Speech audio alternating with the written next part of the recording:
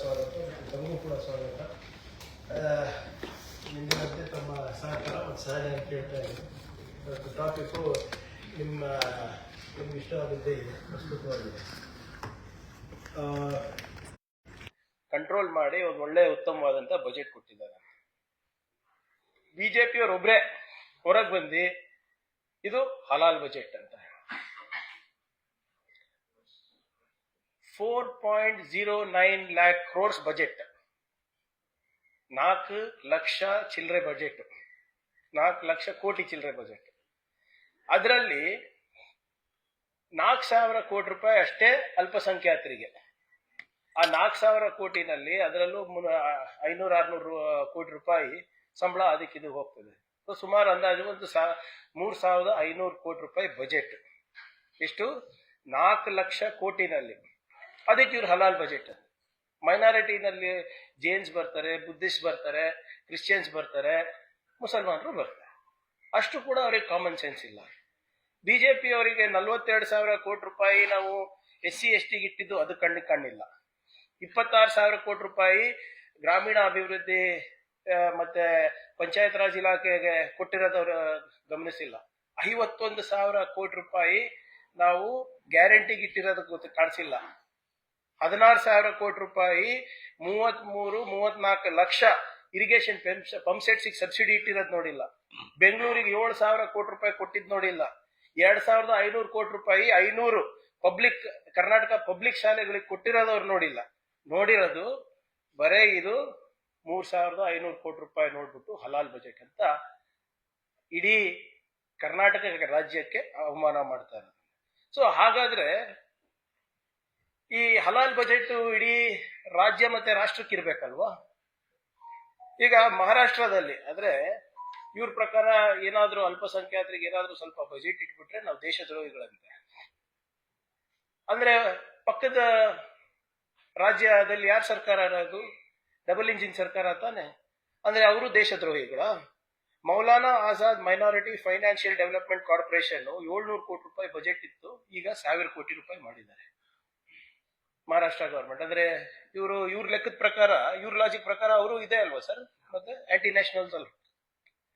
ಮತ್ತೆ ಮಾದರಸನಲ್ಲಿ ಯಾರು ಹೇಳ್ಕೊಡ್ತಾರೆ, ಪಾಠ ಮಾಡ್ತಾರೆ, ಅವರಿಗೆ ಸ್ಯಾಲರಿಯನ್ನ 3 ಪಟ್ಟು ಮಾಡಿದ್ದಾರೆ. ಒಂದಲ್ಲ, ಎರಡಲ್ಲ, 3 ಪಟ್ಟು ಮಾಡಿದ್ದಾರೆ. ಅಂದ್ರೆ ಇವ್ರು ಎಷ್ಟು ದೊಡ್ಡ ಆಂಟಿ ನ್ಯಾಷನಲ್ಸ್ ಇರಬೇಕು?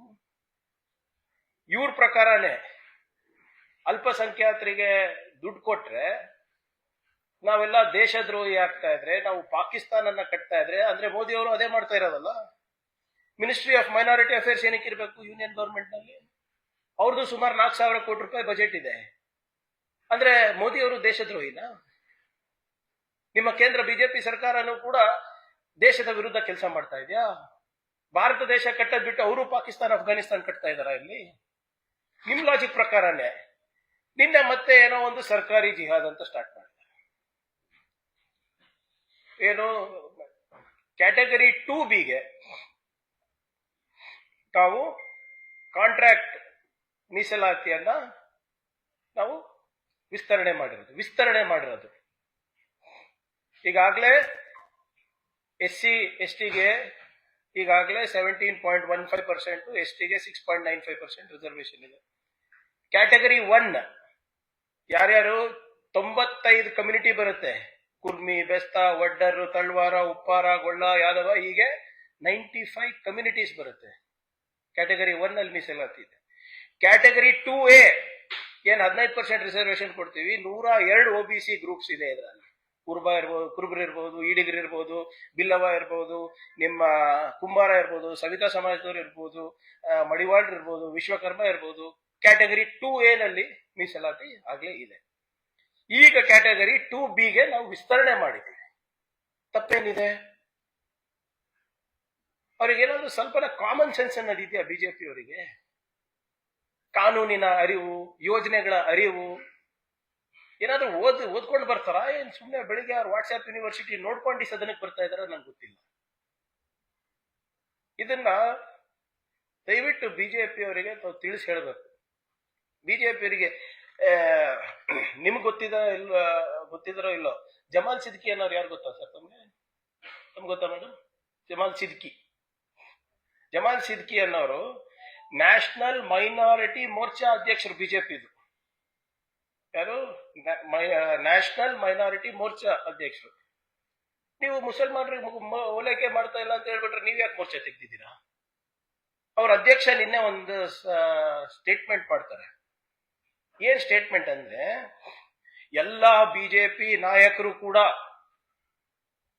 ಮಸೀದಿಗಳ ಹೊರಗಿದ್ದಿ ಅಲ್ಪಸಂಖ್ಯಾತರಿಗೆ ಮತ್ತು ವಿಶೇಷವಾಗಿ ಈ ರಂಜಾನ್ ಹಬ್ಬದ ಸಂದರ್ಭದಲ್ಲಿ ಎಲ್ಲ ಮುಸಲ್ಮಾನರಿಗೆ ನಾವು ಮೋದಿ ಹೆಸರಲ್ಲಿ ಸೌಗಾತೆ ಮೋದಿ ಅಂತ ಕಿಟ್ ಕೊಡ್ತಾ ಇದ್ದೀವಿ. ಸೌಗಾದೆ ಮೋದಿ. ಸೌಗಾದ್ ಅಂದ್ರೆ ಹಿಂದಿನಲ್ಲಿ ಉಡುಗೊರೆ, ಗಿಫ್ಟ್. ಮೋದಿ ಕಡೆಯಿಂದ ಗಿಫ್ಟ್ 32 ಲಕ್ಷ ಈದ್ ಕಿಟ್ಗಳು, ರಂಜಾನ್ ಕಿಟ್ಗಳನ್ನ ಬಿಜೆಪಿ ರಾಷ್ಟ್ರ ಅಧ್ಯಕ್ಷರು ಡಿಸ್ಟ್ರಿಬ್ಯೂಟ್ ಮಾಡ್ತಾ ಇದ್ದಾರೆ ಮೋದಿಯವರ ಹೆಸರಲ್ಲಿ. ಇದು ಓಲೈಕೆ ಅಲ್ವೇನ್ರಿ? ಇದು ಪಾಪ ಅನ್ಸುತ್ತೆ. ಈಗ ಮತ್ತೆ ಬಿಜೆಪಿ ರಾಜ್ಯಾಧ್ಯಕ್ಷರು ಯತ್ನಾಳ್ ಅವರು, ರೇಣುಕಾಚಾರ್ಯ ಅವರು, ವಿಜೇಂದ್ರ ಅವರು, ಅಶೋಕ್ ಅವರು ಟೋಪಿ ಹಾಕೊಂಡು ಮಸೀದಿ ಮುಂದೆ ಲೈನ್ ನಲ್ಲಿ ನಿಂತ್ಕೋಬೇಕಾಗ್ತದೆ ಸರ್. ಇವರು ಪಾಪ ಮೋದಿ ಅವರ ಹೆಸರಲ್ಲಿ ಉಡುಗೊರೆ ಕೊಡ್ಲಿಕ್ಕೆ. ಇದೆಂತ ನಿಮ್ದು ಎರಡೆರಡು ನಾಲ್ಗೆ, ಎರಡೆರಡು ನೀತಿ, ಎರಡೆರಡು ತತ್ವ. ಈಗ ಬೇರೆ ರಾಜ್ಯಗಳಲ್ಲಿ ಇವರು ನಿಮ್ಮ ಬಿಜೆಪಿಯವರು ನಾವು ಕರ್ನಾಟಕ ಪಾಕಿಸ್ತಾನ್ ಮಾಡಕ್ ಹೊರಟಿದೀವಿ, ಅಫ್ಘಾನಿಸ್ತಾನ್ ಮಾಡಕ್ ಹೊರಟಿದೀವಿ ಅಂತ ಹೇಳ್ತಾರಲ್ಲ ಬಿಜೆಪಿಯವರೇ. ಗುಜರಾತ್ ನಲ್ಲಿ 30 ಮುಸ್ಲಿಂ ಕಮ್ಯುನಿಟಿ OBC ಕ್ಯಾಟಗರಿಗೆ ಹಾಕ್ಬಿಟ್ಟು 27 ರಿಸರ್ವೇಶನ್ ಸ್ಟೇಟ್ ಸರ್ವಿಸ್ ಅಲ್ಲಿ ಕೊಡ್ತಾ ಇರೋದು ನಿಮ್ ಸರ್ಕಾರ. ಎಷ್ಟು? 27% in state services because they are categorised in OBC. 30 Muslim communities. Uttar Pradesh ಮೊನ್ನೆ ತಾನೇ ಕುಂಭಮೇಳ ಮಾಡಿದೀರಾ, ಹಿಂದೂಗಳು ಉಳಿಬೇಕು ಅಂತ ನೀವೇನೇನೋ ದೊಡ್ಡ ದೊಡ್ಡ ಭಾಷಣ ಮಾಡಿದೀರಾ. ಉತ್ತರ ಪ್ರದೇಶದಲ್ಲಿ 30 ಜಾತಿಗಳು, ಉಪಜಾತಿಗಳು ಮುಸ್ಲಿಮ್ದು 27% ಕೋಟಾ OBC ನಲ್ಲಿದೆ ಉತ್ತರ ಪ್ರದೇಶದಲ್ಲಿ. ಮಹಾರಾಷ್ಟ್ರನಲ್ಲಿ 22 OBC ಕಾಸ್ಟ್ ಅಲ್ಲಿ 40% ಮುಸ್ಲಿಂ ಕಮ್ಯುನಿಟಿ ಇದೆ ಅದರಲ್ಲಿ. ಬಿಹಾರ್ನಲ್ಲಿದೆ. ಮಧ್ಯಪ್ರದೇಶನಲ್ಲಿ 38 ಕಾಸ್ಟ್ ಏನು ಉಪಜಾತಿಗಳು ಮುಸ್ಲಿಂನದು OBC ಕ್ಯಾಟಗರಿನಲ್ಲಿದೆ. ಯಾವಾಗ ಹಾಕಿದ್ದದು? 2021ರಲ್ಲಿ ನಿಮ್ ಸರ್ಕಾರ, ಬಿಜೆಪಿ ಸರ್ಕಾರ ಇದ್ದಾಗ. ಇದು ಏನಂತೀರಾ? ಇದು ಮುಸ್ಲಿಂ ಓಲೈಕೆ ಅಲ್ವಾ ಇದು? ನೋಡಿ ಇಲ್ಲಿ, Uttar Pradesh accelerates Muslim outreach through health and education related projects. ಏನಪ್ಪಾ ಇದು? ಬುಲ್ಡೋಜರ್ ಬಾಬಾ ರಾಜ್ಯದಲ್ಲಿ ಏನಾಗ್ತಾ ಇದೆ?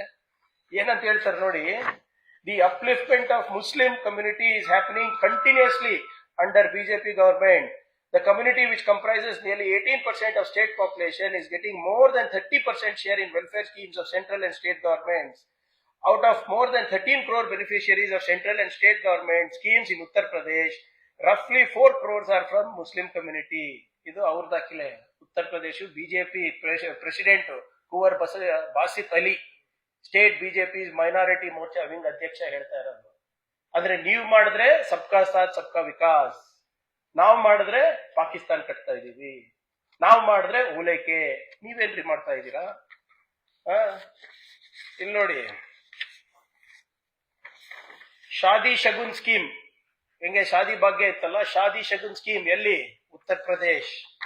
ನಾನು ಹೇಳ್ದಲ್ಲ, Modi's kits to 32 lakh Muslims on Eid in nationwide outreach. 32,000 office bearers, the 32,000 office bearers of the front will contact mosques and deliver Saugate Modi to 32 lakh people through Saugate Modi kits. ನಿನ್ನೆದು ಅವ್ರು ಓದಲ್ಲ ಇವೆಲ್ಲ. ನಿನ್ನೆ ಅವರ ಕೇಂದ್ರ ಸರ್ಕಾರದ ಸಚಿವರೊಬ್ರು ನಿತಿನ್ ಗಡ್ಕರಿ ಅವರು statement ಮಾಡ್ತಾರೆ. ಇದು ನಿತಿನ್ ಗಡ್ಕರಿ ಅವ್ರ ಸ್ಟೇಟ್ಮೆಂಟ್ ನಿನ್ನೆದು. ಏನಂತ ಹೇಳ್ತಾರೆ ಅಂದ್ರೆ, in our society the community that needs education the most is Muslim community. ಹಿಂದುಳಿದ ವರ್ಗದವರು ಇದ್ದಾರೆ, ಅತ್ಯಂತ ಹಿಂದುಳಿದ ಸಮಾಜ ಇದೆ, ಅವ್ರಿಗೆ ಶಿಕ್ಷಣ ಕೊಡಬೇಕು. If people from our society become engineers, doctors, IAS and IPS officers, then our society will progress. We may offer prayers in the mosque 100 times, but without embracing science and technology, what will our future look like? ಪ್ರಾರ್ಥನೆ ಮಾಡಿ ಏನಾದ್ರೂ ಮಾಡ್ಕೊಳ್ಳಿ, ಆದ್ರೆ ಎಲ್ಲಿ ತನಕ ವೈಜ್ಞಾನಿಕ ಮನೋಭಾವನೆ ಬರೋದಿಲ್ಲ ನಿಮ್ಮಲ್ಲಿ, ನೀವು ಮುಂದುವರಿಯಕ್ಕೆ ಆಗೋದಿಲ್ಲ. ಬೇರೆ ಸಮಾಜದಲ್ಲಿ IAS IPS ಎಲ್ಲ ಡಾಕ್ಟರ್ಸ್ ಎಲ್ಲ ಆಗ್ತಾ ಇದ್ರೆ, ನಿಮ್ ಸಮಾಜದಲ್ಲಿ ಆಗ್ತಾ ಇಲ್ಲ. ಬರೀ ಪಾನ್ ಅಂಗಡಿಗಳು ತಳ್ಕೊಂಡು, ಟೀ ಸ್ಟಾಲ್ಗಳು ತಳ್ಕೊಂಡು ಸಾಲದು, ನೀವೆಲ್ಲರೂ ಮುಂದುವರಿಬೇಕಂತ ನಿನ್ನೆ. ಅಂದ್ರೆ ಇವರು ಇವಾಗ ದೇಶದ್ರೋಹಿ ಆಗ್ಬಿಟ್ರೇನಪ್ಪ? ನನಗೆ ಅರ್ಥನೇ ಆಗ್ತಾ ಇಲ್ಲ. ಈಗ ಎಲ್ಲರೂ ಇವ್ರ ಕೈಲೇ ಇದೆ. ಈಗ ಮೋದಿ ಅವರು ಅಜ್ಮೇರಿಗೆ ಚಾದರ್ ಕಳಿಸ್ತಾರೆ ಪ್ರತಿ ವರ್ಷ ಅಜ್ಮೇರಿಗೆ. ಆದ್ರೆ ಇವ್ರದ್ದು ಏನಾಗ್ಬೇಕು? ಯಾರೇ ದೊಡ್ಡ ಮುಸ್ಲಿಂ ಲೀಡರ್ಸ್ ಬಂದ್ರು ಹೊರ ದೇಶದಿಂದ ಹೋಗಿ ಅವ್ರಿಗೆ ಗಪ್ಕೋತಾರೆ, ಸೆಲ್ಫಿ ತಕ್ಕೋತಾರೆ. ಏನ್ ಸರ್ ಸೆಲ್ಫಿ ಅಂದ್ರೆ ಇವರು ಆಂಟಿ ನ್ಯಾಷನಲ್? ದೊಡ್ಡ ದೊಡ್ಡ ಇವ್ರು ನೋಡಿ, glad to have met my brother, my brother. ಯಾರು ಹೇಳ್ತಾರೆ? ಅದು ಮೋದಿ ಅವರ ಅಧಿಕೃತ ಟ್ವೀಟ್. ಅವ್ರು ಮಾಡಿದ್ರೆ ಬ್ರದರ್ಸ್. ಇದು ಓಲೈಕೆ ಅಲ್ಲ ಅಪ್ಪ, ಇದು ಸಬ್ಕಾ ಸಾಥ್ ಸಬ್ಕಾ ವಿಶ್ವಾಸ. ಇದು ನೋಡಿ ಹೆಂಗೆ ಹೋಗಿ ಒಬ್ಬ ರಾಷ್ಟ್ರದ ಲೀಡರ್ ಹೆಂಗಿರ್ಬೇಕು, ಇರೋರಿಗೆಲ್ಲ ಹೋಗ್ಕೊಂಡು ತಪ್ಕೊಂಡು ಹೋಗ್ತಾರೆ, ಅಪ್ಕೋತಾರೆ ಇವರು. ನಿಮ್ಗೆ ನೆನಪಿದ್ರೆ ಇದೇ ಮೋದಿ ಅವರು ಪಾಕಿಸ್ತಾನಿಗೆ ಹೋಗಿದ್ರು ಅನ್ಇನ್ವೈಟೆಡ್. ನಮ್ಮ ರಾಷ್ಟ್ರದ ಇತಿಹಾಸದಲ್ಲಿ ಯಾವ ಪ್ರಧಾನ ಮಂತ್ರಿನೂ ಕೂಡ ಪಾಕಿಸ್ತಾನಿಗೆ ವಿತೌಟ್ ಇನ್ವಿಟೇಷನ್ ಹೋಗಿಲ್ಲ. ನವಾಜ್ ಶರೀಫ್ ಅವರು ಹುಟ್ಟಿದಬ್ಬಕ್ಕೆ ಹೋಗಿದ್ರು, ನೆನಪಿದ್ಯಾ ತಮ್ಗೆಲ್ಲರಿಗೂ? ಹೋಗಿ ವೆಜಿಟೇಬಲ್ ಬಿರಿಯಾನಿ ತಿಂದು ಬಂದ್ರಂತಲ್ಲ. ಅಲ್ಲಿ ನೋಡಿ ಆ ದೇಶ ಹೆಂಗಿದೆ ಅಂದ್ರೆ, ಇವ್ರು ಯಾವಾಗ್ಲೂ ಪಾಕಿಸ್ತಾನ್ ಪಾಕಿಸ್ತಾನ್ ಅಂತ ಜಪ ಮಾಡ್ತಾ ಇದ್ದಾರೆ. ಆ ದೇಶ ಹೇಗಿದೆ ಅಂದ್ರೆ, ಅಲ್ಲಿ ಲ್ಯಾಂಡ್ ಮಾಡಿದ್ರಲ್ಲ ಪ್ರಧಾನ ಮಂತ್ರಿ ಅವರು ಸರ್ಪ್ರೈಸ್ ವಿಸಿಟಿಗೆ, ಅದಕ್ಕೂ ಚಾರ್ಜ್ ಮಾಡಿದ್ದಾರೆ. 2.86 ಲ್ಯಾಕ್ ಚಾರ್ಜ್ ಮಾಡಿದ್ದಾರೆ ಮೋದಿ ಅವರಿಗೆ. ಇದು ಇವ್ರದ್ದು ಕತೆ. ಇನ್ನ ಬಹಳ ಇದೆ, ಇವೆಲ್ಲರೂ ಇದೆ. ಯಾರು ಎಷ್ಟಂತ ತೋರ್ಸೋದು? ಇದು ಫೋಟೋ ನೋಡಿ, ನವಾಜ್ ಶರೀಫ್ ಅವ್ರ ಜೊತೆ. ಕರ್ದೇ ಇಲ್ಲ ಗುರುಗಳೇ ಅವರಿಗೆ. ಹೋಗ್ಬಿಟ್ಟು ಅಲ್ಲಿ ಟೀ ಕಾಫಿ ವೆಜಿಟೇಬಲ್ ಬಿರಿಯಾನಿ ತಿನ್ಕೊಂಡು ಬಂದ್ಬಿಟ್ಟಿರಲ್ಲ, ಅಲ್ಲಿ ಕರೀಲಾರ್ದೆ. ಯಾವಾಗ ದೇಶದ ಮರ್ಯಾದೆ ಏನಾಯ್ತು? ಈಗ ನಾನು ಒಂದು ಸವಾಲ್ ಹಾಕ್ತೀನಿ ಇವರಿಗೆ. ಈಗ ಇವ್ರು ಮಾತೆತ್ತಿದ್ರೆ ಏನಾದ್ರೂ ಅಲ್ಪಸಂಖ್ಯಾತರಿಗೆ ಮಾಡಿದ್ರೆ ಓಲೈಕೆ ಅಂತಾರಲ್ಲ. ಈಗ ಸರ್ಕಾರ ನಿಮ್ದೇ ನಡೀತಾ ಇದೆ ಇಲ್ಲ ಇವ್ರೆ? ಅಮಿತ್ ಶಾ ಅವರಿದ್ದಾರೆ, ನಿಮ್ಮ ಮೋದಿ ಅವರಿದ್ದಾರೆ. ಇವರೆಲ್ಲ ಈ ಒಂದು ಸಮಾಜ ನಮ್ಮ ದೇಶದ ನಾಗರಿಕರಲ್ಲ ಅಂತ ಘೋಷಣೆ ಮಾಡ್ಬಿಡಿ. ಯಾರು ಸ್ಕೀಮೇ ಮಾಡಲ್ಲ, ಯಾವ ಸ್ಟೇಟ್ ಗವರ್ಮೆಂಟ್ ಸ್ಕೀಮ್ ಮಾಡಲ್ಲ, ಯಾವ ಸೆಂಟ್ರಲ್ ಗವರ್ಮೆಂಟ್ ಸ್ಕೀಮ್ ಮಾಡೋದಿಲ್ಲ. ನೀವು ಘೋಷಣೆ ಮಾಡಿ. ಯಾರು ಬೇಡ ಅಂದಿದ್ದಾರೆ? ಇವಾಗ ಎಲ್ಲ ಮೆಜಾರಿಟಿ ಇದೆ ಅಲ್ಲ, ಲೋಕಸಭಾದಲ್ಲಿದೆ, ರಾಜ್ಯಸಭಾದಲ್ಲಿದೆ, ಇಡೀ ನಾರ್ತ್ ಇಂಡಿಯಾ ನಿಮ್ದಾಗಿದೆ. Declare these people, declare minorities that they are not citizens of the country, then automatically nothing will apply for them. ಅವ್ರ ನಾಗರಿಕರಲ್ವಾ, ಮನುಷ್ಯರಲ್ವಾ ಅವರು? ನಮ್ಮ ಸಂವಿಧಾನದಲ್ಲಿ ಅವರಿಗೂ ಅವಕಾಶ ಇದೆ ಅಲ್ವಾ? ತಗೊಂಡು ಬನ್ನಿ. ಸರ್ದಾರ್ ಪಟೇಲ್ ಆದ್ಮೇಲೆ the best home minister in independent India ನೀವೇ ಅಲ್ವೇನ್ರಿ? ಅಮಿತ್ ಶಾ ಅವರೇ ಅಲ್ವಾ? ತನ್ನಿ, ತಿದ್ದುಪಡಿ ತನ್ನಿ. ಯಾರು ಬೇಡ ಅಂದಿದ್ದಾರೆ? ಏನ್ ಬಿಜೆಪಿಯವರು ಸಂಪೂರ್ಣವಾಗಿ ಹತಾಶರಾಗ್ಬಿಟ್ಟಿದ್ದಾರೆ ನಮ್ಮ ರಾಜ್ಯದಲ್ಲಿ. ಮೊನ್ನೆ ಚರ್ಚೆ ನೋಡ್ಬೇಕಾಗಿತ್ತು. ಒಬ್ರು ಬಿಜೆಪಿ ನಾಯಕರು ಎದ್ದು ನಿಂತು ಬೆಂಗಳೂರು ಬಾಂಗ್ಲಾದೇಶ ಆಗ್ತಾ ಇದೆ, ಬಾಂಗ್ಲಾದೇಶಿಗಳು ಬರ್ತಾ ಇದ್ದಾರೆ ಅಂತ ಹೇಳ್ತಾರೆ, ಪಾಕಿಸ್ತಾನಿಂದ ಬರ್ತಾ ಇದಾರೆ ಅಂತ ಹೇಳ್ತಾ ಇದ್ದಾರೆ. ಇಲ್ಲಿ ಇಲ್ಲಿ ಬರ್ತಾ ಇದ್ದಾರೆ, ಇಲ್ಲಿ ನಾವು ಹಿಡಿತಾ ಇದೀವಿ. ಗಡಿನಲ್ಲಿ ಯಾಕೆ ಕಾಯ್ತಾ ಇಲ್ಲ ನೀವು? ನಮ್ಮ ದೇಶದ ಬೌಂಡ್ರಿ ಕಾಯೋದು ಪರಮೇಶ್ವರ್ ಸಾಹೇಬ್ರ ಕೆಲಸನ? ಬೆಂಗಳೂರು ತನಕ ಹೆಂಗ್ರಿ ಬರ್ತಾರೆ ದಾಟಿ? ಡೆಲ್ಲಿಗೆ ಹೋಗ್ತಾರೆ, UP ದಾಟಬೇಕು, ಮಧ್ಯಪ್ರದೇಶ ದಾಟಬೇಕು, ಮಹಾರಾಷ್ಟ್ರ ದಾಟಬೇಕು, ಆಂಧ್ರ ದಾಟಬೇಕು, ತೆಲಂಗಾಣ ದಾಟಬೇಕು. ಅದಾದ್ಮೇಲೆ ತಾನೇ ಬೆಂಗಳೂರಿಗೆ ಬರೋದು. ಅಥವಾ ಇಲ್ಲಿ ಈ ಕಡೆ ಏನು ಅರಬ್ಬಿ ಸಮುದ್ರ ದಾಟಬೇಕಾಗ್ತದೆ. ಇಲ್ಲಿ ಅರಬ್ಬಿ ಸಮುದ್ರ ಅಂದ್ರೆ ಡೈರೆಕ್ಟ್ ಆಗಿ ಬರ್ತಾರೆ. ಆದ್ರೆ ಇದನ್ನೆಲ್ಲ ಈ ಗಡಿಗಳು ಕಾಪಾಡೋ ಜವಾಬ್ದಾರಿ ಅದು ಕೇಂದ್ರ ಸರ್ಕಾರದ, ರಾಜ್ಯ ಸರ್ಕಾರದ. ದೊಡ್ಡ ದೊಡ್ಡ ಮಾತುಗಳು, ಬೆಂಗಳೂರು ಬಾಂಗ್ಲಾದೇಶ ಆಗ್ತಾ ಇದೆ ಅಂತ. ಈ ಬಾಂಗ್ಲಾದೇಶದಿಂದ ಬರ್ತಾ ಇರೋದು ಹೆಂಗೆ? ಪಾಕಿಸ್ತಾನಿಂದ ಬರ್ತಾ ಇರೋದು ಹೆಂಗೆ? ಅಫ್ಘಾನಿಸ್ತಾನಿಂದ ಬರ್ತಾ ಇರೋದು ಹೆಂಗೆ? ಅದು ಹೇಳಲ್ಲ ಇವರು. ಇವ್ರಿಗೆ ಯಾವಾಗ ಆತಂಕ ಆಗುತ್ತೆ, ಬಿಜೆಪಿಯವರು ಅಸ್ತಿತ್ವ ಯಾವಾಗ ಕಮ್ಮಿ ಆಗ್ತಕ್ಕ ಅಥವಾ ಯಾವಾಗ ನೆಲ ಕಳ್ಕೊಂತ ಇರ್ತಾರೆ, ಅವಾಗ ಇವರು ಮುಸಲ್ಮಾನರು ಜಪ ಮಾಡೋದಷ್ಟೇ. ನಾವು ನಿಜವಾಗ್ಲೂ ಸಬ್ಕಾ ಸಾಥ್ ಸಬ್ಕಾ ವಿಕಾಸ್ ಅಂತ ನಾವು ಮಾಡ್ತಾ ಇರೋದು. ಇವ್ರೇನ್ ಮಾಡ್ತಾ ಇದಾರೆ? ಇವ್ರು ಇಷ್ಟೆಲ್ಲ ಹೇಳ್ತಾರಲ್ಲ ಇವ್ರೆ, ಅವ್ರಿಗೆ ಡಿಕ್ಲೇರ್ ಮಾಡ್ಬಿಡಿ, ಇಲ್ಲಪ್ಪ ಇವ್ರನ್ನ ನಾಗರಿಕರಲ್ಲ ಅಂತ. ಆಗುತ್ತಾ ಮಾಡ್ಲಿಕ್ಕೆ? ನಿಮ್ಗೆ ಮಾಡಕ್ಕಾಗಲ್ಲ ಅಂದ್ರೆ they are citizens of India. ಆಮೇಲೆ ಯಾವುದೇ ಯೋಜನೆ, ಯಾವುದೇ ರಾಜ್ಯ ಸರ್ಕಾರ ಇರ್ಬೋದು, ಕೇಂದ್ರ ಸರ್ಕಾರ ಇರ್ಬೋದು, ಅವ್ರ ನಾಗರಿಕರಿಗೆ ಮಾಡ್ತಾ ಇದ್ದಾರೆ.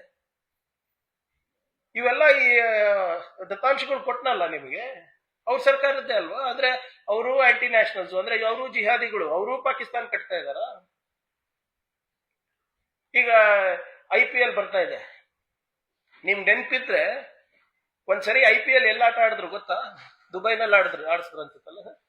ಅವಾಗ ಸುಮ್ನಿದ್ರಿ ಯಾಕೆ? ನಮ್ಮ ರಾಜ್ಯದ ಒಂದು ಪ್ರತಿಷ್ಠಿತವಾದಂತ ಪಂದ್ಯ ಹೋಗಿ ನೀವು ಅಲ್ಲಿ ಯಾಕೆ ಆಡಿಸಿದ್ರಿ ಇಸ್ಲಾಮಿಕ್ ಕಂಟ್ರಿನಲ್ಲಿ? ಓ, ಅಮಿತ್ ಶಾ ಅವ್ರ ಮಗ ಇದ್ದ ಅಂತನಾ?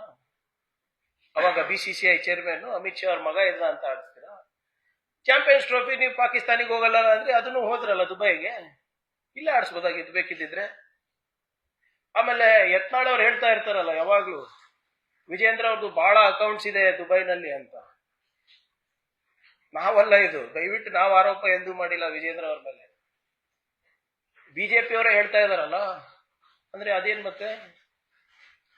ಅದನ್ನು ಏನು ಅಲ್ಪಸಂಖ್ಯಾತರ ಓಲೈಕೆಗೆ ಮಾಡ್ತಾ ಇರೋದ ನೀವು? ಮತ್ತೆ ರೇಣುಕಾಚಾರ್ಯ ಅವರು ಮೊನ್ನೆ ಒಂದು ಸ್ಟೇಟ್ಮೆಂಟ್ ಕೊಟ್ಟರು, ನಮ್ಮ ಮಾಧ್ಯಮದವ್ರು ಗಮನಿಸಿದ್ರೋ ಇಲ್ಲೋ, ನಿಮ್ಮ ಸುದ್ದಿವಾಹಿನಿಗಳಲ್ಲೇ ನಾನು ನೋಡಿದೆ. ಸುಮ್ನೆ ಈ ಯತ್ನಾಳ್ ಅವರು ಬೇರೆಯವರೆಲ್ಲರೂ ಸ್ವಯಂ ಘೋಷಿತ ಹಿಂದೂ ಹುಲಿಗಳು ಅನ್ಕೋತಾರೆ, ಯಾರು ಇಲ್ಲ. ಕೆಲವು ವರ್ಷದ ಹಿಂದೆ ಇವರೇ ಟೋಪಿ ಹಾಕೊಂಡು ಇಫ್ತಾರ್ ಪಾರ್ಟಿ ಕೊಡ್ತಾ ಇದ್ರು ಅಂತ JDS ನಲ್ಲಿದ್ದಾಗ. ನಾನು ಹೇಳಿಲ್ಲ, ಹೊಸ to work for the upliftment of people from poor economic background, socio economic backgrounds, irrespective of caste and community. ಇದು BJP ಅವರು ಎಷ್ಟು ಬೇಗ ಅರ್ಥ ಮಾಡ್ಕೋತಾರೆ ಅಷ್ಟು ಒಳ್ಳೇದು. ಸಬ್ಕಾ ಸಾಥ್ ಸಬ್ಕಾ ವಿಕಾಸ್ ಬರೇ ಘೋಷಣೆ ಆಗಿರಬಾರ್ದು ನಿಮ್ದು. ಏನೇನೋ ಹೇಳ್ತಾರಲ್ಲ ಸರ್, ಸಬ್ಕಾ ಸಾಥ್ ಸಬ್ಕಾ ವಿಶ್ವಾಸ್ ಸಬ್ಕಾ ವಿಕಾಸ್, ಇಲ್ಲ ಸಬ್ಕಾ ಸಾಥ್ ಸಬ್ಕಾ ವಿಕಾಸ್ ಸಬ್ಕಾ ವಿಶ್ವಾಸ್ ಸಬ್ಕಾ ಪ್ರಯಾಸ್, ಸಬ್ಕಾ ಪ್ರಯಾಸ್. ಅದು ನಿಮ್ಮಿಂದಾನು ಆಗ್ಲಿ. ಬರೀ ಕೆಂಪುಕೋಟೆ ಮೇಲೆ ನಿಂತ್ಕೊಂಡು ಭಾಷಣ ಮಾಡೋದ್ರಿಂದ ಆಗೋದಿಲ್ಲ. ಬಜೆಟ್ ಸೆಷನ್ ನಡೀತಾ ಇದೆ, ಬಜೆಟ್ ಬಗ್ಗೆ ಏನೇನ್ ಮಾಡಬೇಕು ಏನೇನ್ ಮಾಡಬಾರ್ದು ಸ್ಪಷ್ಟವಾದಂತ ಸಂದೇಶ ಸರ್ಕಾರಕ್ಕೆ ಕಳಿಸಿ. ಟೀಕೆ ಮಾಡಿ, ನಮ್ಗೆ ಏನಾದ್ರೂ ಲೋಪಗಳಿದ್ರೆ ಎತ್ತಿ ಹಿಡೀರಿ, ಸರಿಪಡಿಸೋಣ ಅಂತೆ. ಬರದ ಬಗ್ಗೆ ಮಾತಾಡೋಣ, ರೈತರ ಬಗ್ಗೆ ಮಾತಾಡೋಣ. ನಮ್ಮಲ್ಲಿ ಏನಾದ್ರೂ ನಮ್ಮ ಯೋಜನೆಗಳಲ್ಲಿ ಏನಾದ್ರೂ ತಿದ್ದುಪಡಿ ತರಬೇಕಂದ್ರೆ ತಿದ್ದುಪಡಿ ತರೋಣ. ಸಕಾರಾತ್ಮಕವಾಗಿ ಪಾಲ್ಗೊಳ್ಳಿ, ಟೀಕೆ ಮಾಡಿ, ನಮ್ಗೆ ತೊಂದರೆ ಇಲ್ಲ. We are ready to do any kind of course correction. ಆದ್ರೆ ಇವತ್ತು ಸುಮ್ಮನೆ ಸದನ ಕರೆದ್ಬಿಟ್ಟು ಸದನಕ್ಕೆ ತಪ್ಪದಾರಿ ಹೇಳೋದು, ಜನರಿಗೆ ತಪ್ಪು ದಿಕ್ಕಿನಲ್ಲಿ ಕರ್ಕೊಂಡು ಹೋಗೋದು, ಇದಕ್ಕಿರೋದೇನ್ರಿ ಆಪೋಸಿಷನ್ ಅವ್ರು? ನೀವು you have failed as a opposition. ನಮ್ಗೇನು ಒಳ್ಳೇದೇ ಬಿಡಿ. ಬಜೆಟ್ ಸೆಷನ್ ಅಲ್ಲಿ ಮಾತಾಡೋಣ, ಕೇಂದ್ರದಿಂದ ಆಗ್ತಾ ಇರುವಂತ ಅನ್ಯಾಯ ಬಗ್ಗೆ ಮಾತಾಡೋಣ, ಜಂಟಿಯಾಗಿ ಹೋರಾಟ ಮಾಡೋಣ. ಬನ್ನಿ, ಉದ್ಯೋಗ ಖಾತ್ರಿನಲ್ಲಿ ನಮ್ಗೇನ್ ಸೇರ್ಬೋದು. ಧನ್ಯವಾದ.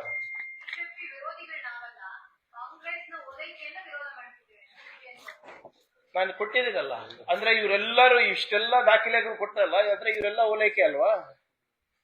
ಇವ್ರು ಮಾಡಿದ್ರು ಇದೇನು ಓಲೈಕೆ ಅಲ್ವಾ? ಅಂದ್ರೆ ಇವ್ರ ಬಜೆಟ್ ಇಟ್ರೆ ಮಾಸ್ಟರ್ ಸ್ಟ್ರೋಕ್ಗಳು, ನಾವು ಬಜೆಟ್ ಇದ್ರೆ ಓಲೈಕೆ. ಅಲ್ಪಸಂಖ್ಯಾತರು ಇದು ಇಲ್ಲ ಅಂದ್ರೆ ಮತ್ತೆ ಯಾಕೆ ಸರ್ಕಾರಿ ಜಿಹಾದ್ ಅಂತ ಹೇಳಿದ್ರು? ಹೇಳ್ಬೇಕಲ್ಲ. ಅದೇ ರಾಜ್ಯಾಧ್ಯಕ್ಷರ ಸ್ಥಾನದಲ್ಲಿ ಇದ್ದಾರೆ ಅವ್ರು ತಾನೇ, ನನ್ ಮಾತಲ್ಲ ಅದು. ಅಂದ್ರೆ ಹೇಗೆ ಓಲೈಕೆ ಆಗ್ತಾ ಇದೆ ಹೇಳಿ? ವಿಸ್ತರಣೆ ಮಾಡಿದೀವಿ, ಎಲ್ಲಾ ಸಮಾಜಗಳಿಗೂ ಕೊಡಬೇಕು ಅಂತ. ಹೌದಪ್ಪ, ಬರೇ ಒಂದು ಸಮಾಜಕ್ಕೆ ಕೊಟ್ರೆ ಅದು ಓಲೈಕೆ ಆಗುತ್ತೆ. ಎಲ್ಲಾ ಸಮಾಜಕ್ಕೂ ಸಮಬಾಳು ಸಮಪಾಲು ಅಂತ ನಾವು ವಿಸ್ತರಣೆ ಮಾಡಿದಾಗ ಅದು ಹೇಗೆ ಓಲೈಕೆ ಆಗುತ್ತೆ? ಅರ್ಥ ಆಗಿಲ್ಲ. ಇವರು ಶಾದಿ ಶಗುನ್ ಕೊಟ್ರೆ ಮಾಸ್ಟರ್ ಸ್ಟ್ರೋಕ್, ನಾವು ಶಾದಿ ಭಾಗ್ಯ ಕೊಟ್ರೆ ಆಂಟಿ ನ್ಯಾಷನಲ್. ಏನಿದ್ ಲೆಕ್ಕ? ಇವರು ಹೋಗಿ ಏನು ಇದೆ ಅದು ಸೌಗಾದೆ ಮೋದಿ ಕೊಟ್ರೆ ಅದು ಓಲೈಕೆ ಅಲ್ಲ, ನಾವು ಹೋಗಿ ಕೊಟ್ರೆ ಅದು ಓಲೈಕೆ. ಎರಡು ನಾಲ್ಗೆ ಯಾಕೆ ಇವರಿಗೆ? ಎರಡು ನೀತಿ ಯಾಕೆ? ದ್ವಂದ್ವ ನೀತಿ ಯಾಕೆ ಇವರಿಗೆ ಅಂತ ಅಷ್ಟೇ ಕೇಳ್ತಾ ಇರೋದು ನಾವು. ಮಾಡ್ಲಿ, ಹೋರಾಟ ಮಾಡ್ಲಿ. ವಕ್ಫ್ ಹೋರಾಟ ಏನಾಯ್ತು? ಬರ್ಬೇಕಾಗಿತ್ತಲ್ಲ ಬೀದರಿಂದ ಚಾಮರಾಜನಗರ ತನಕ 2 ತಂಡ ಬರ್ಬೇಕಾಗಿತ್ತು, 1 ತಂಡನೂ ಹೋಗಿಲ್ಲ. ಏನಾಯ್ತು ಮೂಡ ಹೋರಾಟ ಏನಾಯ್ತು? ಹ ಸುಮ್ನೆ ಹೀಗೆ ಇರೋ ಪ್ರಾಬ್ಲಮ್. ಬಿಜೆಪಿ ಅವರು ಎಷ್ಟು ಮಾತಾಡ್ತಾರಲ್ಲ ಅಷ್ಟು ಅವರ ನಾಯಕತ್ವದ ಸಾಮರ್ಥ್ಯವನ್ನ ತೋರಿಸ್ತಾ ಇದ್ದಾರೆ. ಒಳ್ಳೇದೇ ನಮ್ಗೆ.